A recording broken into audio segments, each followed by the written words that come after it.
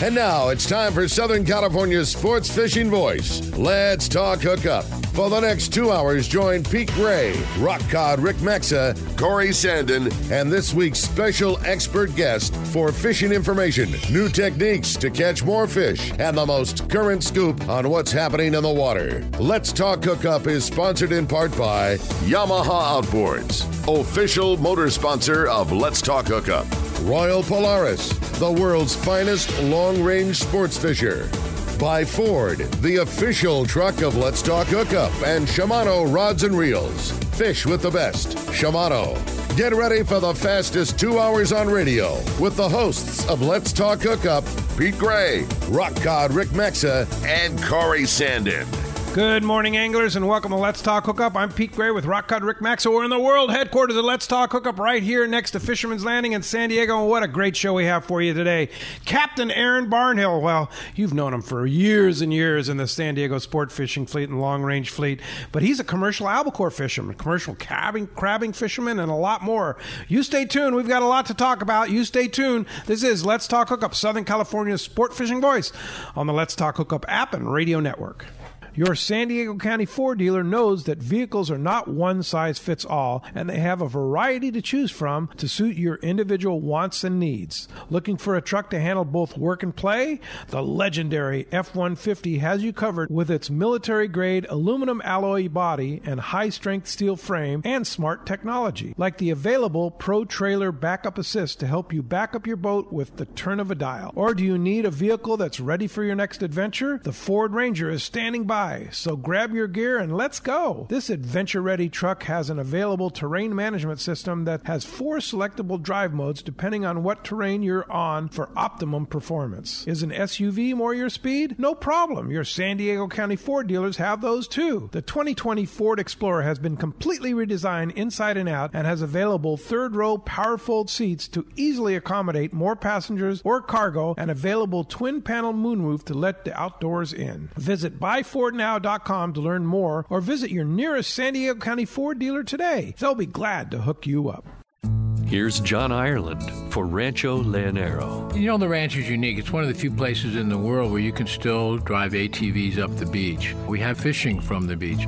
We have dive trips that we run to Pomo in a number of different spots. Kayaking, of course, has been real big. We were one of the first hotels to introduce kayaking. The ranch is small, you know, it's intimate, it's 34 rooms, so everyone gets to know everyone. The old saying, where everyone knows your name. Well, truly at Rancho Leonero, the employees do know pretty darn near all our guests' names. And what's even more interesting is most of the guests know each other's names. Very personal, very intimate, and a special environment. 2 miles of beachfront, a mile on either side of the hotel. Rancho Leonero is really the last of the old-style Baja fishing resorts. 1-800-646-2252.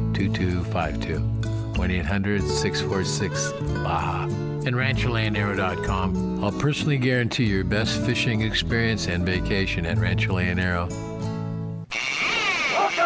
Welcome back to Let's Talk Hookup, man. Going to be a great show today. One of these days, we're going to do a radio show, and we won't be talking about the fact that there are still giant bluefin biting, but it's not going to be today. Yeah, is that so they're still biting? Dude, it's the middle of November, yeah. And we were stringing up 300-pounders again this week. It's just wow. It's freaking wild how cool this is. And we look behind us at the docks here; they're empty still. It was 8 boats that went last night, just at a Fisherman's Landing, and I know Point Loma and Seaforth, I'm sure shared the same. It was just it is still absolutely still just happening. It didn't go anywhere. No, it didn't. Yeah, we were all concerned with that big blow that happened last weekend. I mean, that was legitimate rain and real wind, and everybody, in your mind, you had to think, well, it's probably it. Everybody was hopeful and everybody was glass full people, but you have to think like, this isn't going to be a good one. And the day that wind cleared, they caught it on the same anchor job that they were at the day before.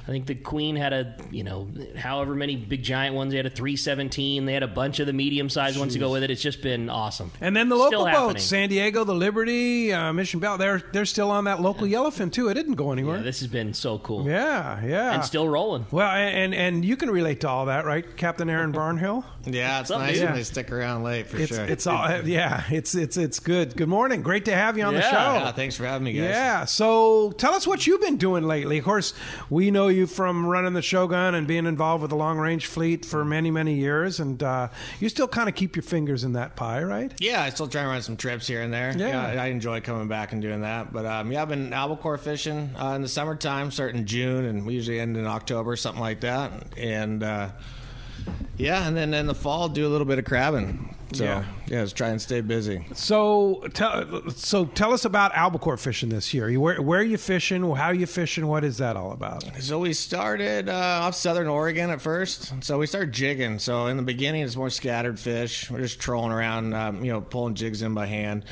And then once the bait starts gathering up, probably like around August sometime, we start bait fishing. So we jig for a couple months. A good day jigging. If you average a ton a day, you're doing all right. A ton a day.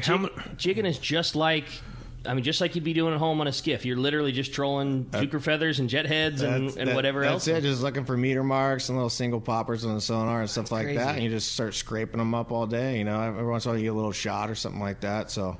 But they add up. That's wild. Yeah. So how do you find the fish? First of all, you go up there, and this is a big ocean. It's a mean ocean up there. It's a big ocean. They're not always where you think they might be. So you get surprised where you find them. But you just look at a temperature chart and current charts, and you just early season, you just pick an area and go, and you hope you stumble into them. So. Yeah.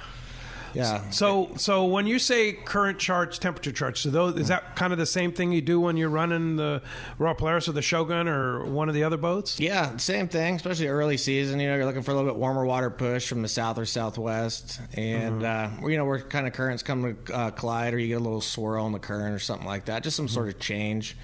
You'll see hundreds of miles with same current, and then you get a little change in there. Something's going to stack up on it, hopefully. Interesting. So you if you can look at a temperature and current chart, and you can go, oh, let's go there. Yeah, just it's a place to aim for sure. Yeah. Not necessarily going to be there, but it's not a guarantee. Yeah, not a guarantee, but it's a good place to aim for. You get started. Yeah, typically it's like off Northern California or Southern Oregon's where we start. In June, early June, something like that. They usually show up around there. How far offshore?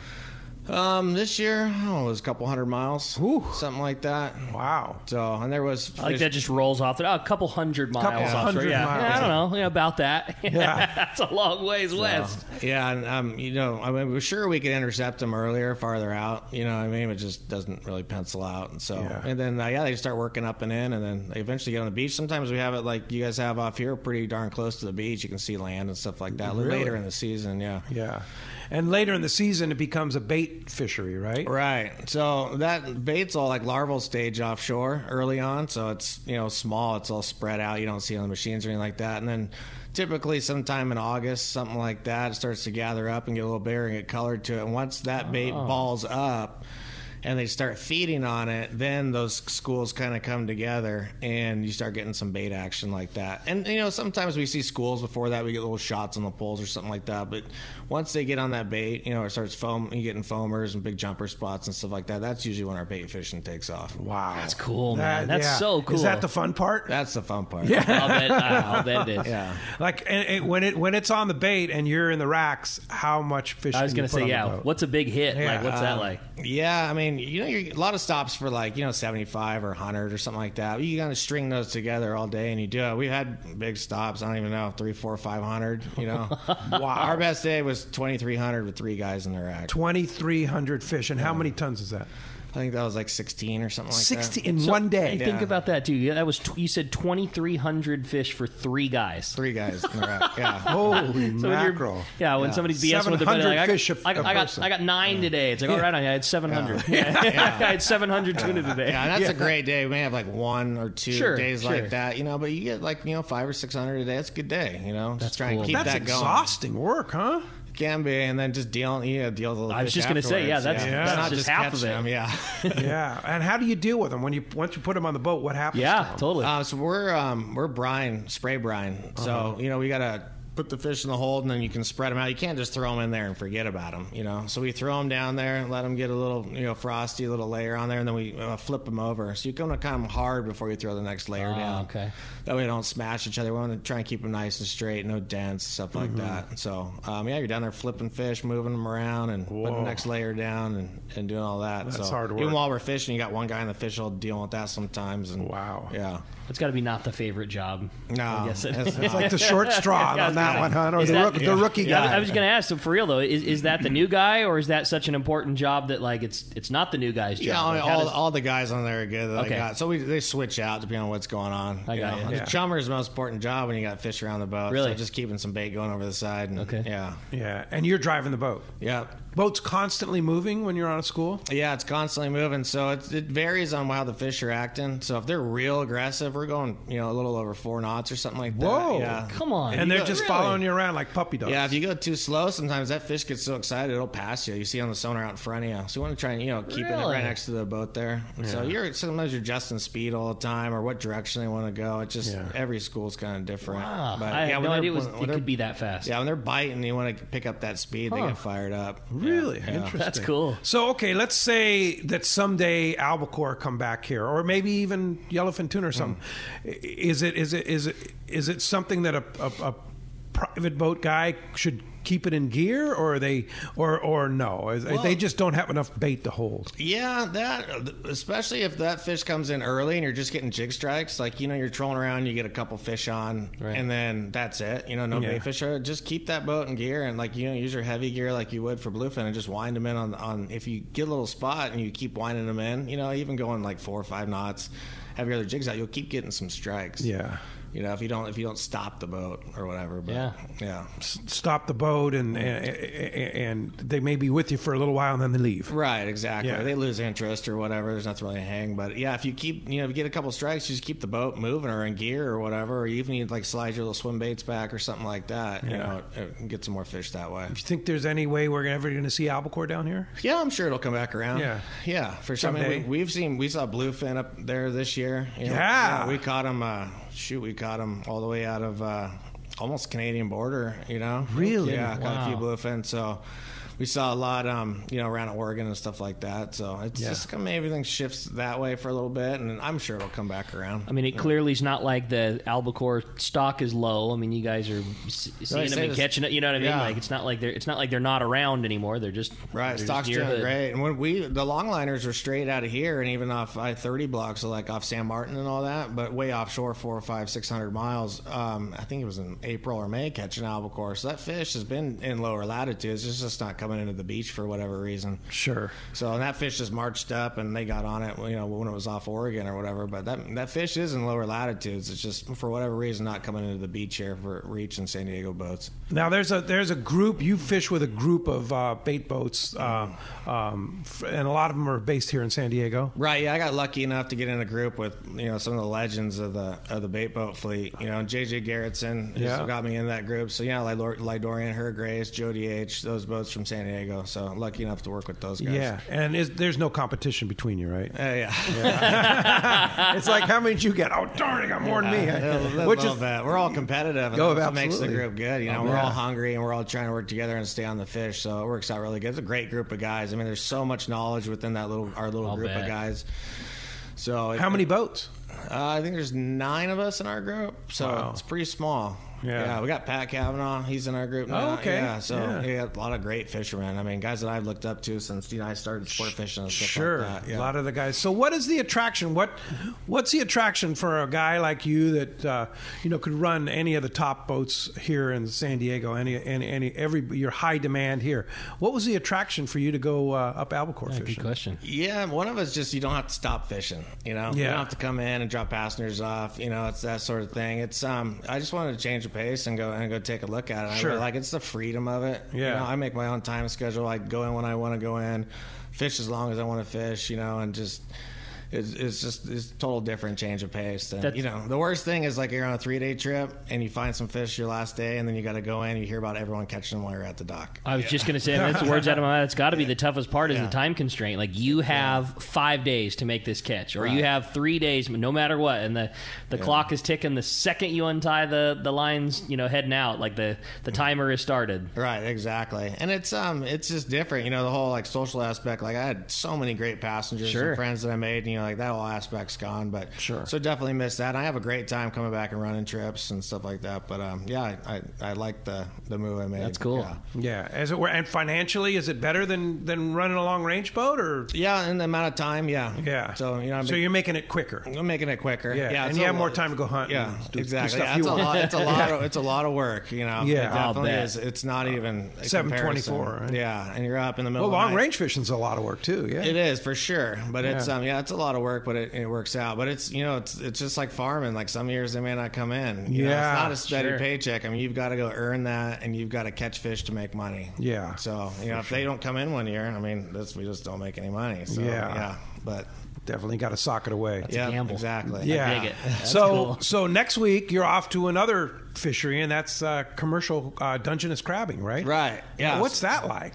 It's a lot of work. Yeah, it's a lot of work. It's a lot. There seems to be a pretty steady, and that's out of San Francisco? Right. So my boat's out of Crescent City, just below the Oregon border. But we start usually, it's kind of a little chess game where we're going to start or whatever.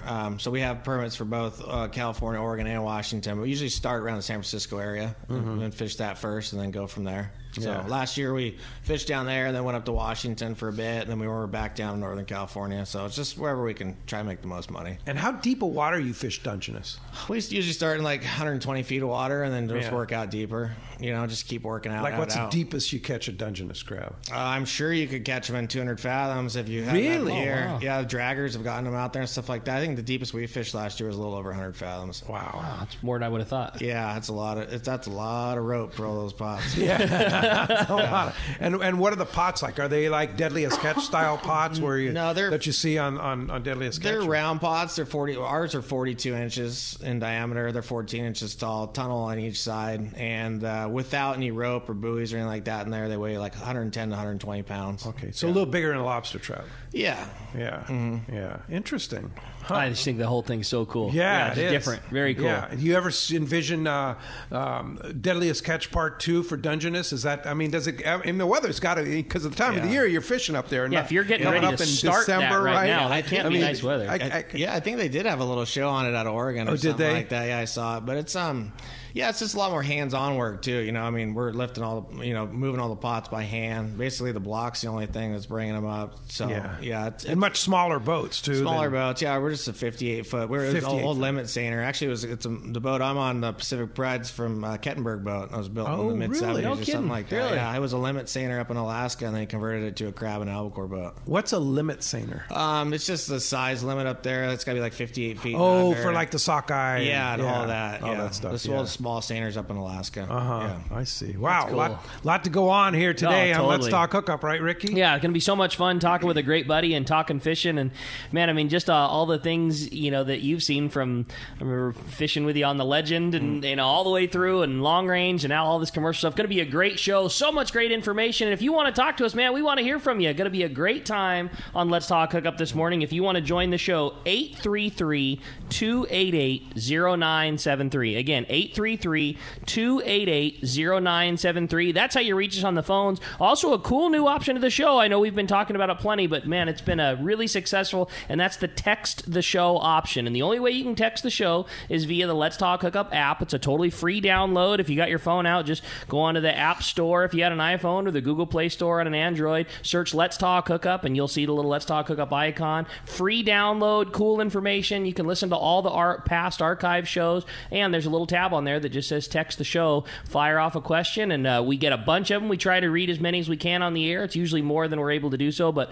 a lot of fun there. So again, text the show or give us a call, 833-288-0973. Not only are we talking with Aaron today, talking all kinds of great fishing, we have also got a great prize. One lucky caller at the end of the show today is going to win a full day of trip fishing on the San Diego with Captain Ryan Boston at a C4 Sport Fishing, who again, they're just seeing phenomenal fishing. I mean, it is the middle of November, and limits of yellowtail again yesterday with yellowfin tuna and Dorado still. It's just wild. So Dorado in mid-November. this is pretty darn cool, man. Yeah. So again, an awesome prize for one lucky caller. Somebody's going fishing on the San Diego. We're going to be taking those phone calls and lots of talk over there. And you stay tuned. You're listening to Let's Talk Hookup, Southern California's sport fishing voice on the Let's Talk Hookup app and radio network. Many years ago, Baja pioneer Bob Van Wormer found the area he called the Great Fish Trap in the East Cape of southern Baja and built what is now regarded as the premier East Cape resorts of Palmas de Cortez and Playa del Sol. Today, following in their father's footsteps, Bob's sons, Bobby, Chucky, and Eddie, have taken Palmas de Cortez and Playa del Sol to new levels with the largest sport fishing fleet in Mexico, a luxurious spa, and top-of-the-line resort amenities.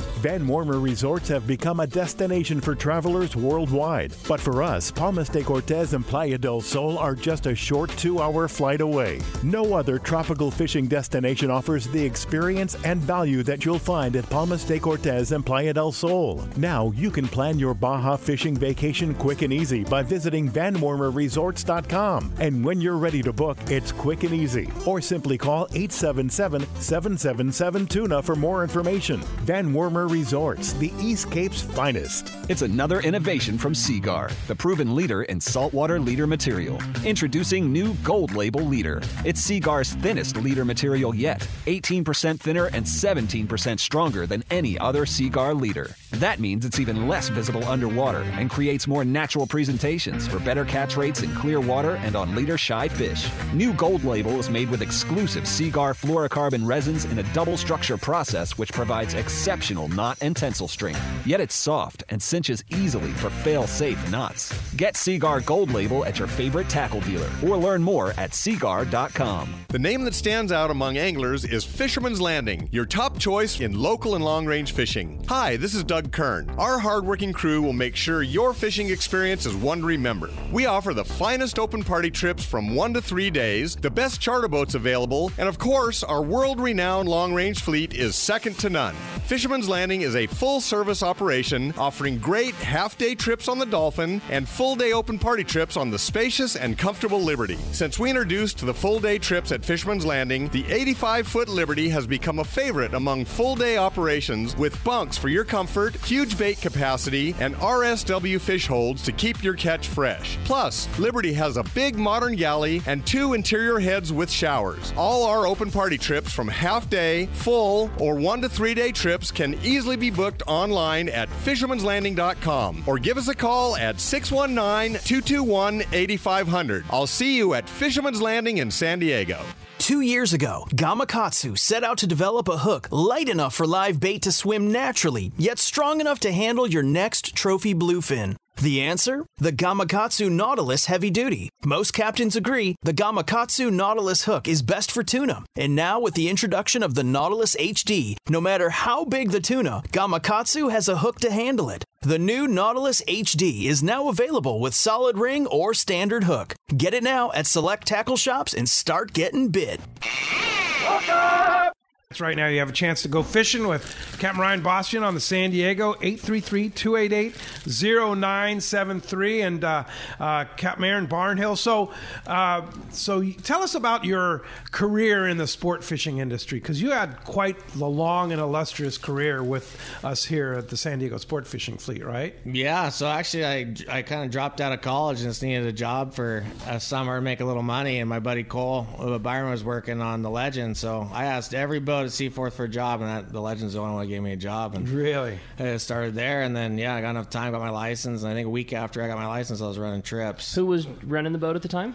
Josh Walton and Sean. Okay. Yeah, Pat was running a few trips, and I haven't thought about that in a long time. Yeah. It's been a lot of years. A minute. That's a lot of years. And then from there you went where? Yeah, so started there and ran that for 3 years or 4 years, something like that, and then went on the Royal Polaris, or the Rooster for a winter, and then I started on the Royal Polaris and was lucky enough to run that boat, for a few trips, So, Royal. And then, I ended up going back to the Legend, kind of flip-flop, and then, the opportunity for the Shogun came up, and that was when I was trying to kind of maybe buying the Legend or something like that, and just didn't work out. And so, I got on the Shogun, and that was a nice little stretch. I learned a lot doing that. I'm sure. And I got in touch with Ted Dunn. Working with Ted. Yeah, Ted and Frank. And Yeah, two of the best guys, and it really learned a lot in that stretch right there. So. They must have been devastated when you said, "Hey, I'm going albacore fishing." Yeah, I think it was just kind of a change. I just needed to change the pace. Sure, at the time. absolutely. Yeah. So at that point in my life, so I mean, it worked out. Renee's doing a great job with the boat now. Yeah, Renee's awesome. Yeah,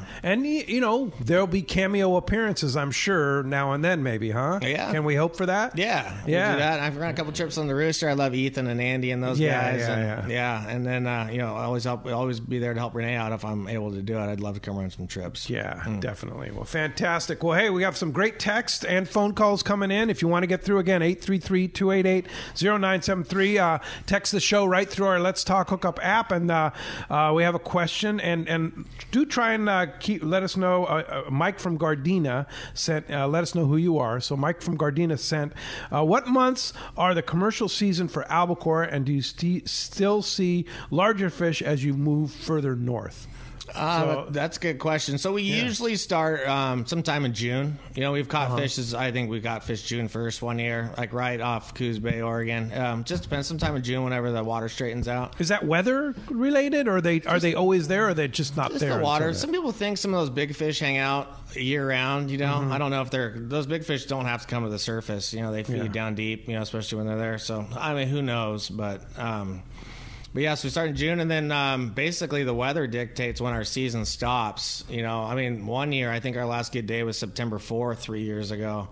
And then this last year, I think our last day was like October 15th or 14th or something like that. So it was big. This year? Yeah, weather dependent, and some years, I mean, I know JJ fished up there till Thanksgiving one year, catching fish. So you get a little weather window, you can go out and catch some fish. And those years where there's a lot of bait and the fish want to hang around and stuff like that. So, typically it seems like, that fish does get segregated. It seems like warmer water, and out west we get a lot of smaller fish, and that big fish, when we do see like those 40-pounders, are usually pretty tight to the beach, around that beach water edge, or that green water coming off the beach hits that blue water. That's usually where we get our bigger fish. That's usually around Columbia River.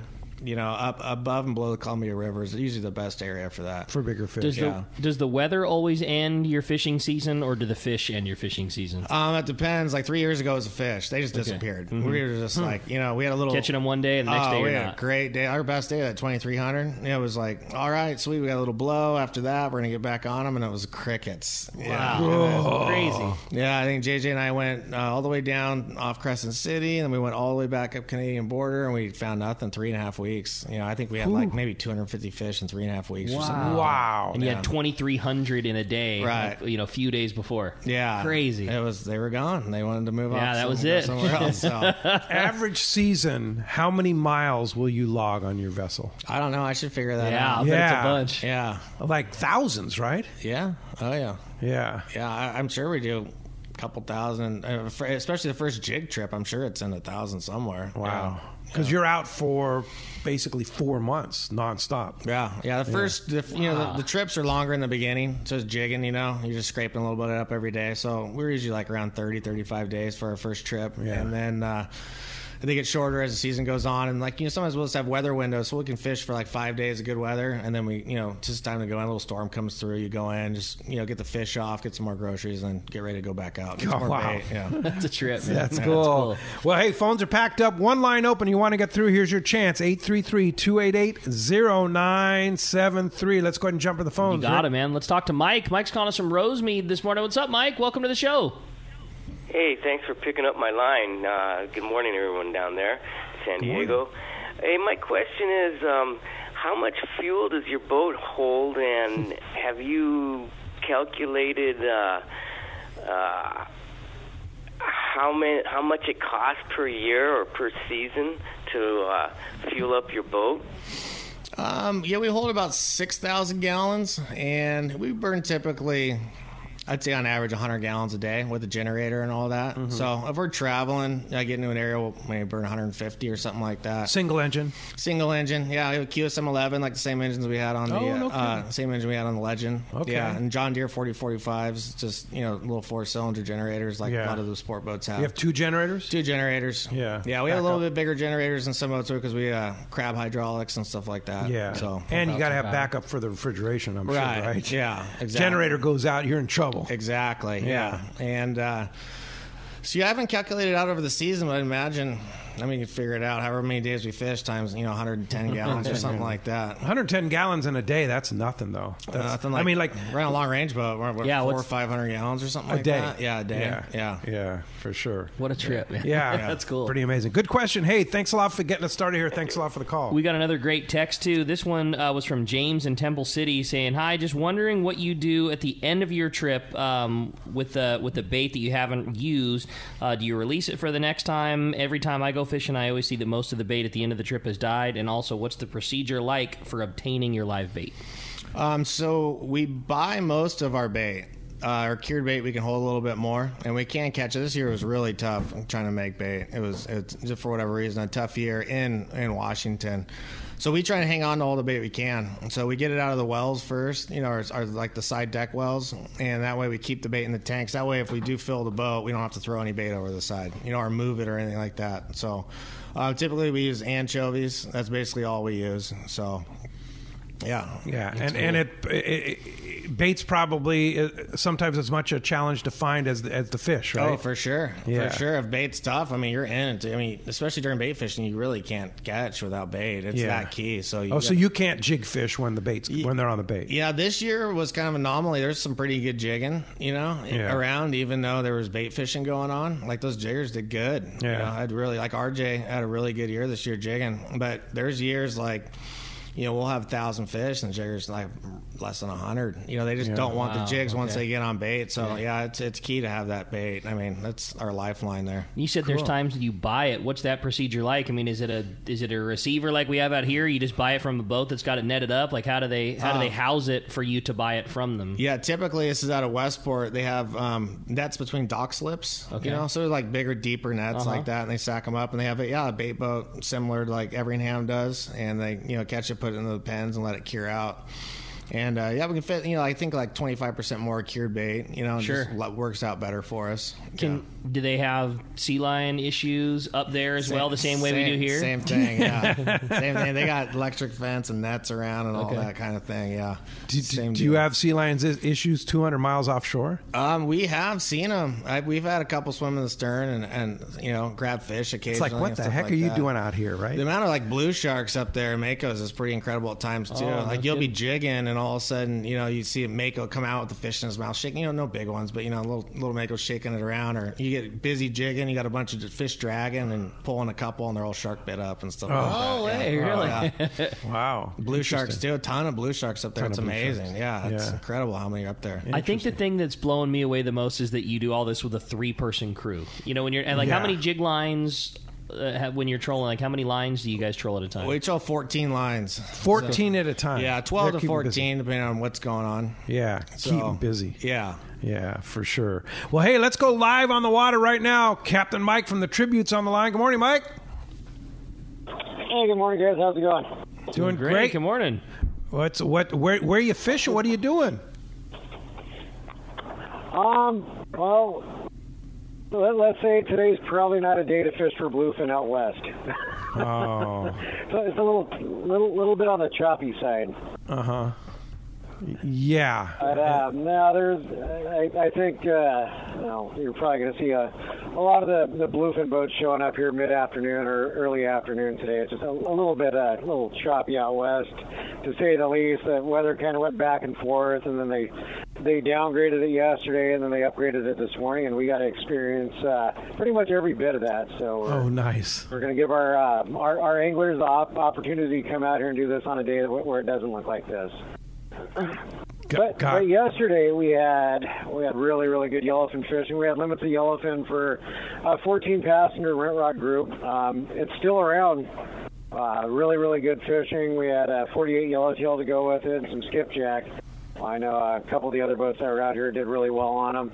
I think just waiting for this weather window to clear up as far as fishing out west, which it looks like after today it's going to get a lot nicer. I know there's supposed to be a big swell moving through tomorrow. And it looks like Monday, Tuesday, and Wednesday throughout the week it's supposed to get really nice. And hopefully we can get back on this bluefin and keep this thing rolling.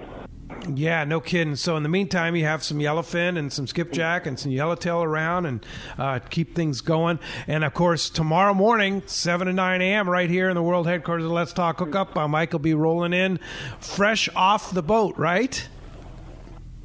Yeah, I will be sleeping in my own bed tonight, though. So if I'm late tomorrow, then you have a reason to be mad at me.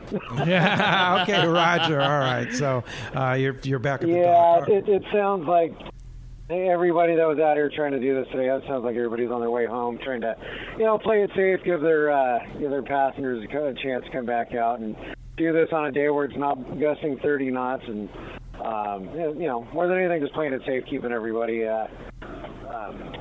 on the boat out here in good shape. So, like I said, after today's blow, looks like it's going to get really nice.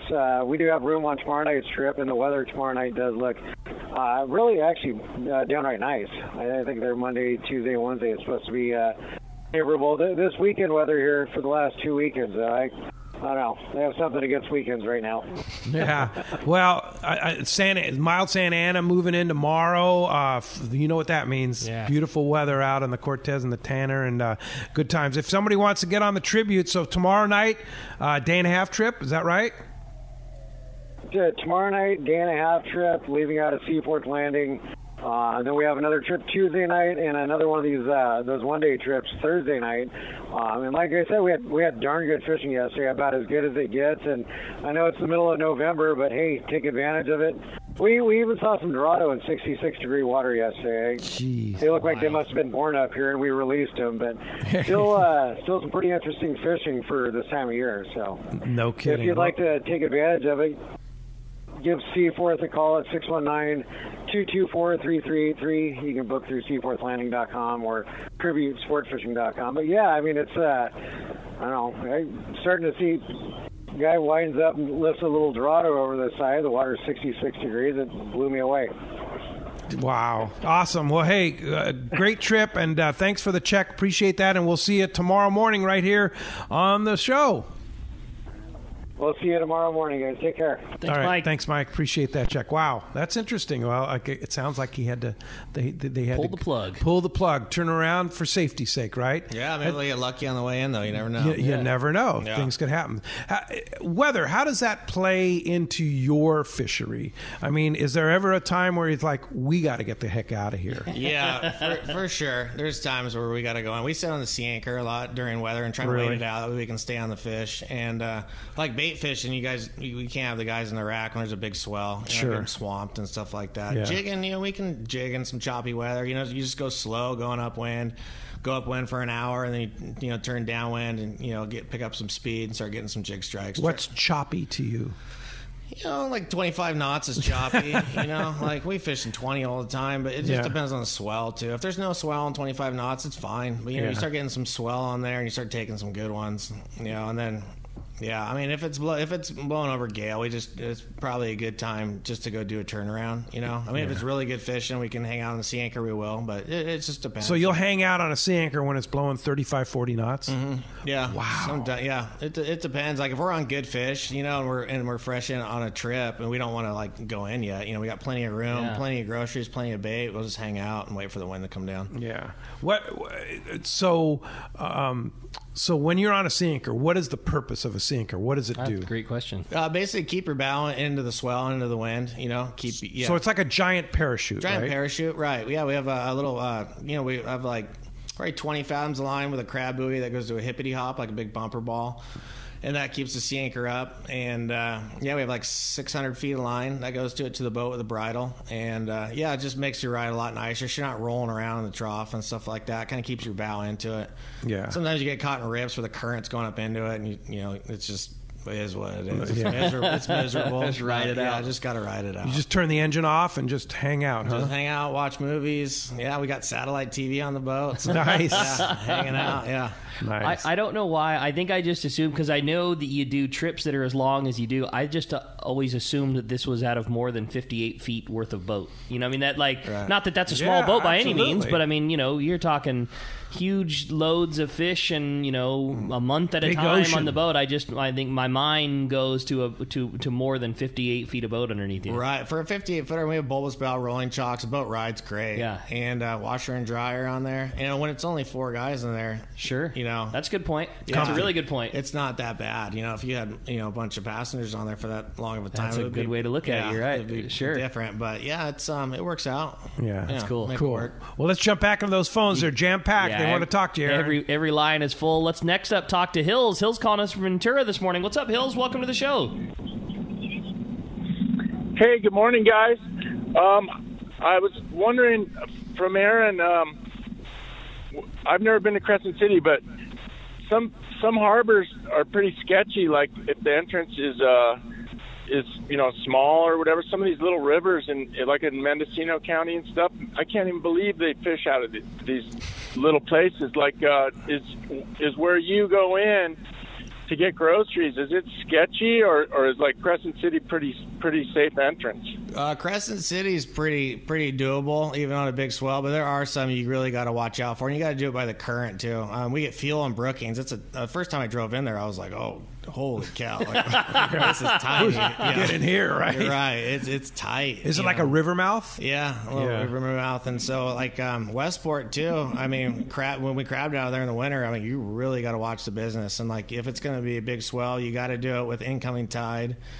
Incoming tide kind of knock that swell down. Or if it's going to be a big swell, like you just got to go in because you're not going to be able to go across the bar. Like when we left this year to come home, it was still a pretty good swell, and we took some good ones coming out. So you got to watch the business and know what part of the channel you can come out in and stuff like that. Newport gets gnarly in Oregon. Another time, Eureka, we went there to get bait one time. It was a big swell. It was a little sketchy. Yeah. So you just got to watch the business and watch the the weather and the swell and do it with the tides. Is it white knuckling driving in there? Sometimes. Yeah. First time it's got to be hairy. Yeah. I mean, when you're looking at it, like there's no way. Yeah. But you have to. Like and the current's gnarly. I mean, that current comes out 3-4 knots, and that really jacks the swell. I mean, you cannot come out on an outgoing tide. When there's some swell, it gets jacked up. Yeah. You can't come out. Right, or in the same in or thing. out. Yeah, we've taken them crabbing, like taking good ones over the stern where it's like you got a couple feet of standing water and it gets sketchy. Whoa! Yeah. You got to be going in. You get your bait, and then you have to stay there until the current switches or until the tide switches and goes the other direction. So or sometimes we just got to sit in there for days, wait for the swell to come down. Yeah. Wow. That's cool, man. It's a whole nother aspect, right? Totally. Not like this gnarly. Not just like rolling into San Diego Bay. I was just going to say, you so take for granted, like coming into the mouth of San Diego Bay, tying up at Fisherman's Landing, idling over to Everingham Brothers Bait Company. Like down here, like somebody like me, I just totally take that for granted. Like, this is the easiest port I've ever come in and out of. I'm sure. This one right here. This one right here. It's always nice. Yep. Even if the weather is horrific, as long as you can get back to here, you're all good. Yeah.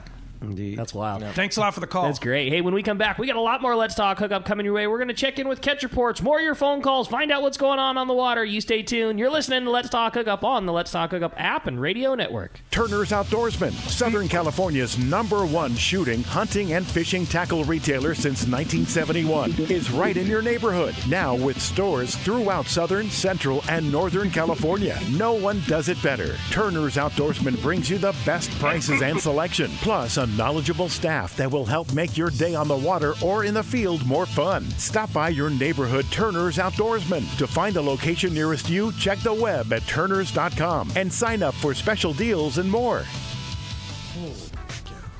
Hey, it's time to talk about great gear from Shimano. And, I always go back to think, when I hold that Trinidad A in my hand, man, that thing is it's the best. There has never been a better conventional casting reel ever made, period. And I don't know that there ever will be. I mean, that Trinidad is it. Just amazing free spool, so much power. The thing casts better. That is the Cadillac. And power, you said it. For a star drag reel, Trinidad beats them all. The very best. Yeah, no kidding. And so when it comes to albacore fishing, let's say we have small tuna albacore around, what size are you going to fish? Trinidad 14A. When we have albacore, when that cycles back around and we have albacore and anchovies again, a Trinidad A will be the most prized thing in your possession. Super lightweight spool, able to cast a bait that's light like an anchovy forever but still have power. Imagine having a reel that casts as good as your old Newell 220, but it casts better and it actually has power and you don't have to replace the drags every other trip. Yeah, it's going to be awesome. Yeah. Trinidad A at your local Shimano dealer.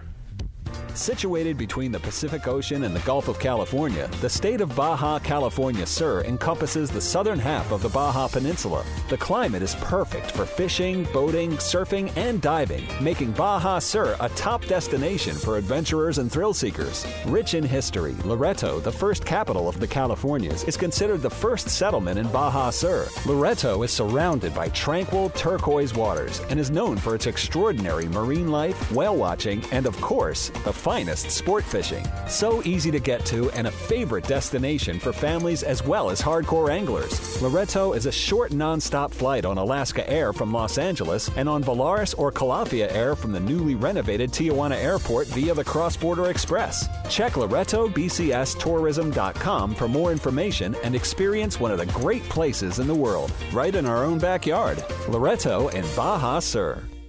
It's time to get excited about fishing, and Point Loma Sport Fishing has everything you'll need. They offer half-day and three-quarter-day trips daily, perfect for families and the novice or seasoned fishermen. Point Loma Sport Fishing also offers overnight to multi-day trips, targeting the best of seasonal catches. Visit their website at pointlomasportfishing.com, where you can purchase tickets online and get more information on the trips available, or call 619-223-1627.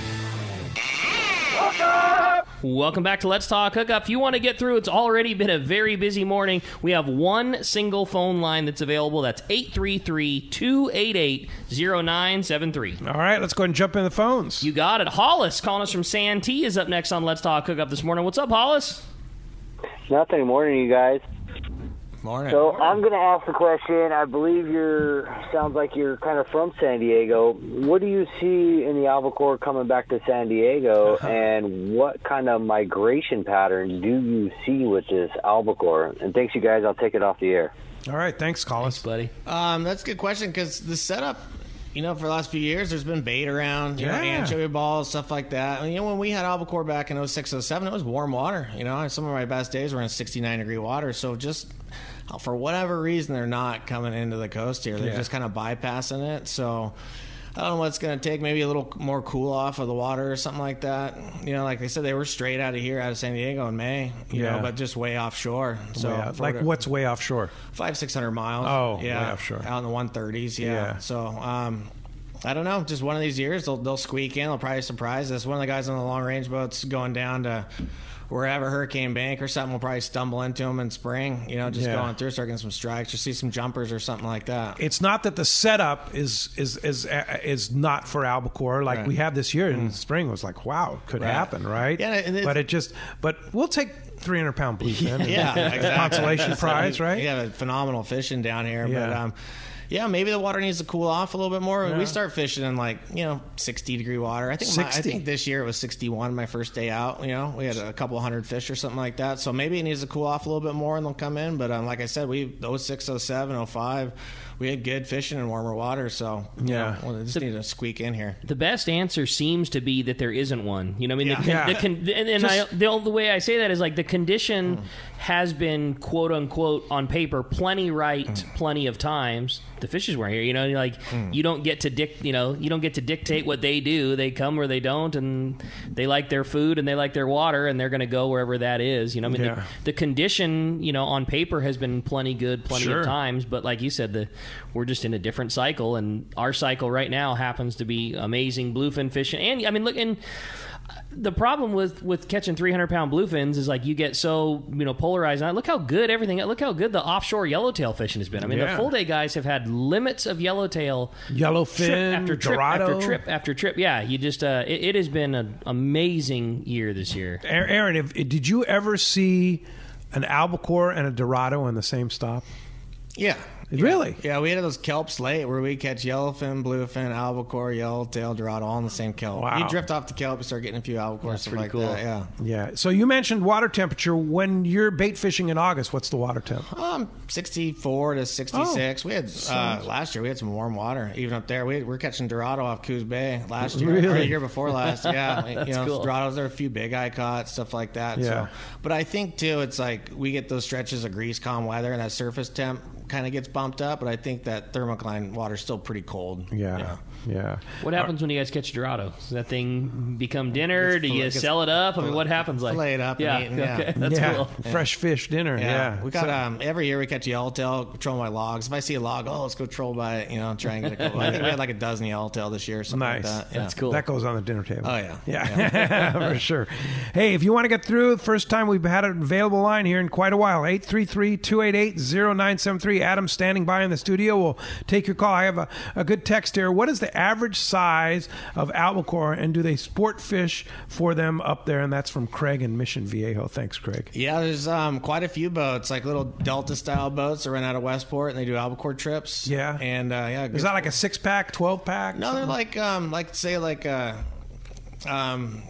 like a Pacific Dawn style. Oh, okay. Yeah, 20 people or something like that. Yeah, something like that. So, but yeah, quite a little fleet there. They got live bait and all that stuff. So, yeah, I've actually seen a few of my passengers up there. That's pretty cool. Really? And stuff like that. Yeah, walking down the dock. Oh, hey, how's it going? Are you ever fishing near them? Yeah, sometimes. Oh, really? Yeah. Okay. Yeah. And I say the average size over the year, probably like 14, 15 pounds, something like that. We have trips, where it's, we get better average around 20 pounds. And then sometimes early it's maybe a 12-pound average, 11-pound average. So what's your money size? What's the size that you like to pack and going to get the 15 to 20 pounds, 15 to 18 pounds. Okay. Yeah, right around there. Yeah. Stack good, but they're big come enough on that quick. Okay. You start getting those big ones on the beach, it's like they add up quick if they're biting. You get a lot of tear-offs and stuff like that. But yeah, if I could have a 15-pound average, I'd be stoked with that. That's cool. There you go. All right. Let's go ahead and jump back in the phones, Rick. You got it, man. Mark from Santee is up next on Let's Talk Hookup. Hi, Mark.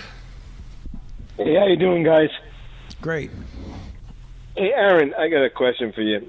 I was in a barber shop about a couple weeks ago, and I met this kid who just got off a Albacore commercial boat. And I said, well, how do you fish albacore? And he was explaining to me how they jig them and pick them up and they just drop off. How long does it take a guy to get that technique down? It depends. Like these kids that work on these sport boats, I mean, they're so good with a rod and reel. They've been fishing their whole life with it. They pick it up really quick. And it's just a little technique of when to relax that line and let the fish come off. But especially like the guys that I've had came from sport boats, and they pick it up real quick.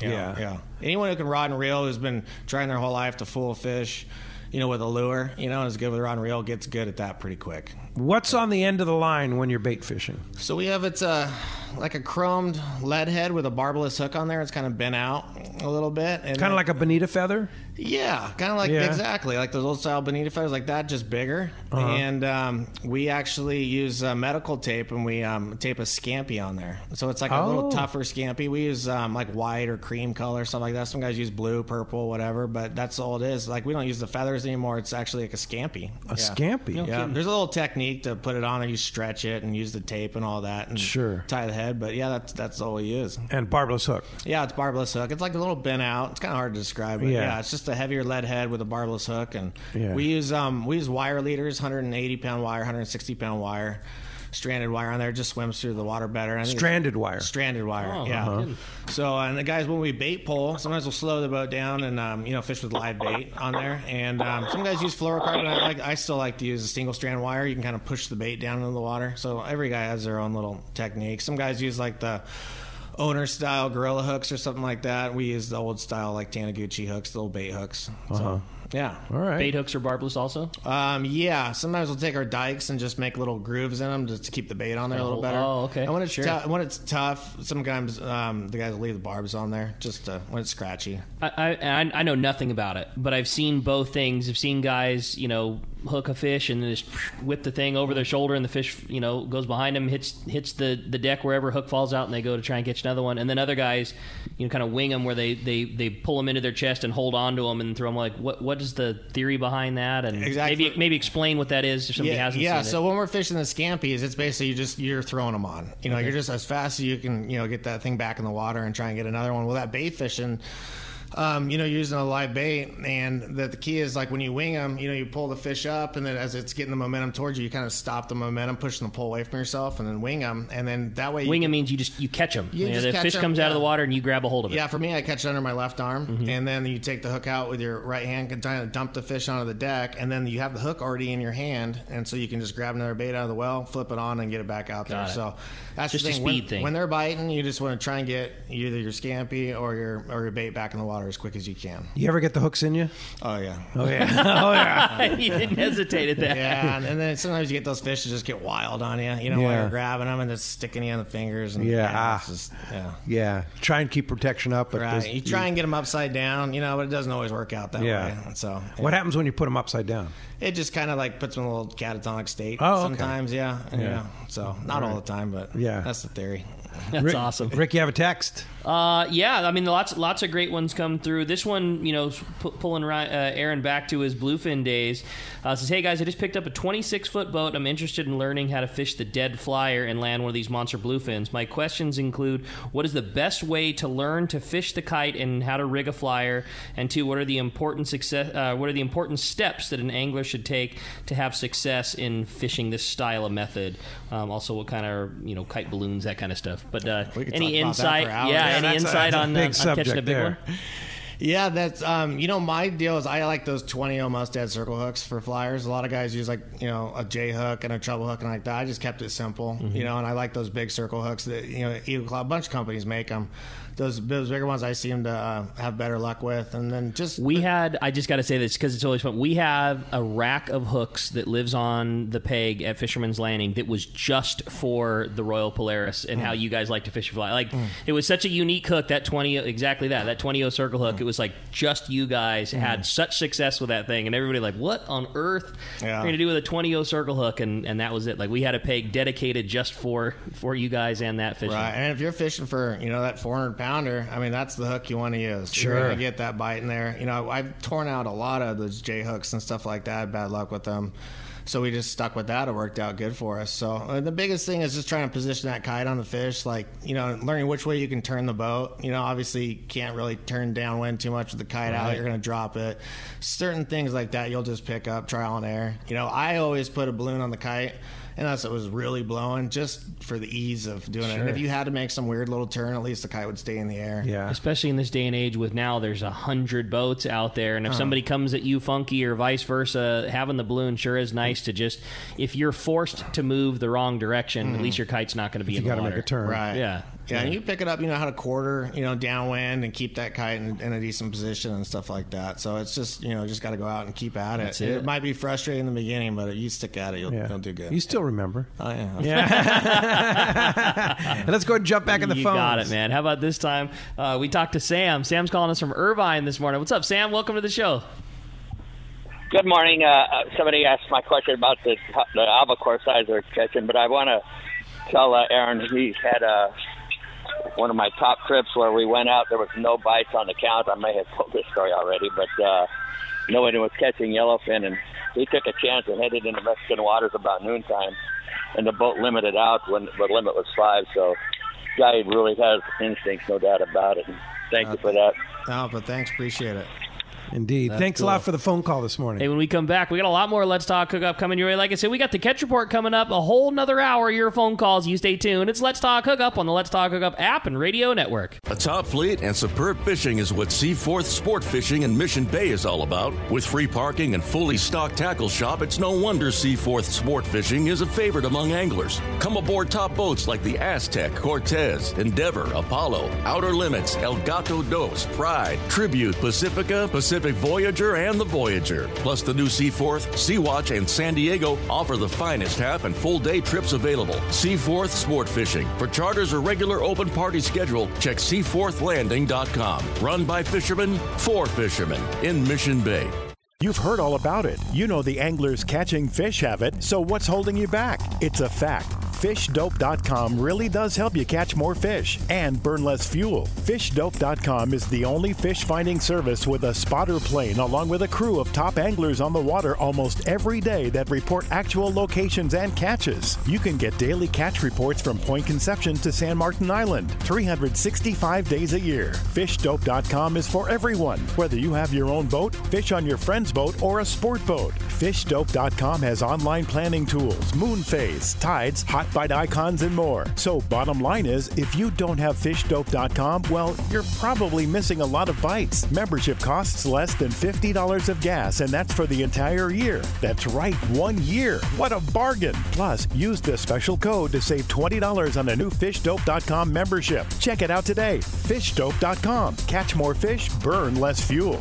There are plenty of boat slips and marinas in San Diego, but there is only one Kona Kai. It's not just a place to park your boat, it's a way of life here in America's finest city. Come check out what's new at the Kona Kai. 170 luxury guest rooms, including 41 brand new suites, featuring contemporary island-inspired decor, deep soaking tubs, and oversized balconies. The Kona Kai Resort, Spa, and Marina has multiple swimming pools and a private beach, waterfront restaurants, and an award-winning spa, most of which is included for marina tenants. Add the Kona Kai Club to your membership and you have access to the new Paloma Pool Bar, a new and exclusive pool area for adults only, which allows guests to enjoy poolside craft cocktails and California coastal cuisine while overlooking your boat. In addition to all this, Kona Kai is the closest marina to the open ocean. Check resortkonakai.com on the web for more information, to reserve a slip, or inquire about joining the club. The Kona Kai Resort, much more than just a place to park your boat. Shimano has done it again.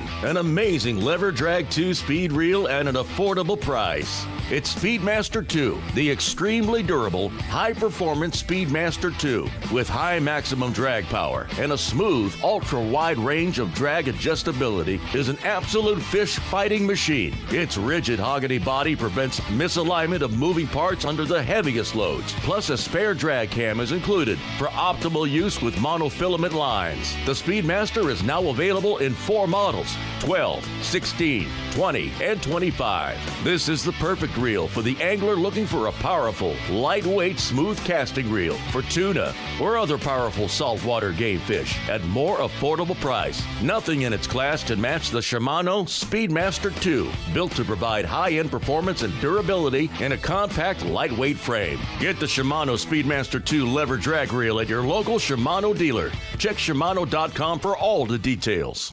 Your San Diego County Ford dealer knows that vehicles are not one size fits all, and they have a variety to choose from to suit your individual wants and needs. Looking for a truck to handle both work and play? The legendary F-150 has you covered with its military-grade aluminum alloy body and high-strength steel frame and smart technology, like the available Pro Trailer Backup Assist to help you back up your boat with the turn of a dial. Or do you need a vehicle that's ready for your next adventure? The Ford Ranger is standing by. So grab your gear and let's go. This adventure-ready truck has an available terrain management system that has 4 selectable drive modes depending on what terrain you're on for optimum performance. Is an SUV more your speed? No problem. Your San Diego County Ford dealers have those too. The 2020 Ford Explorer has been completely redesigned inside and out and has available third-row power-fold seats to easily accommodate more passengers or cargo, and available twin-panel moonroof to let the outdoors in. Visit BuyFordNow.com to learn more, or visit your nearest San Diego County Ford dealer today. They'll be glad to hook you up.